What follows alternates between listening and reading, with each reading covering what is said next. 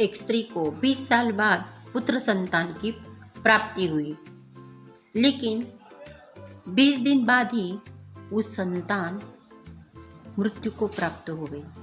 उस स्त्री को बहुत दुख हुआ। स्त्री हद से ज़्यादा रोने लगी।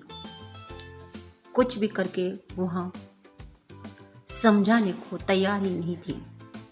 फिर उसने वह शव लेकर एक महात्मा संत के पास वो पहुँच गई।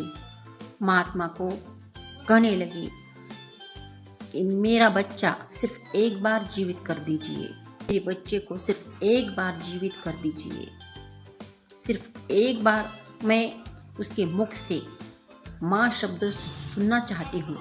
बहुत ही ज़ोर ज़ोर से रोने लगी, पटक के सिर पटकाने लगी, बहुत ही जिद करने लगी। ये सब देखकर महात्मा ने उस बच्चे की आत्मा को बुलाया। फिर थोड़ी देर के लिए वहाँ बच्चे की आत्मा शरीर में घुस गई और माँ ने बच्चे को कहा कि सिर्फ एक बार मुझे माँ कह दीजिए।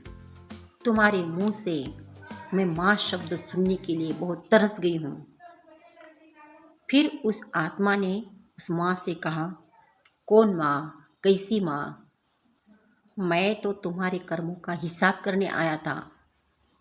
फिर स्त्री ने कहा, कैसा हिसाब? पिछले जन्म में तुम मेरी सौतन थी, तुम मेरे पति को ले गई। मैं बहुत रोई, तुमसे अपना पति मांगा, पर तुमने मेरी एक न सुनी। तब मैं बहुत रो रही थी और आज तुम रो रही हो। मेरा तुम्हारे साथ जो कर्मों का हिसाब था वो मैंने पूरा कर दिया और मर गया। इतना कहकर आत्मा चली गई। स्त्री को बहुत ही झटका लगा।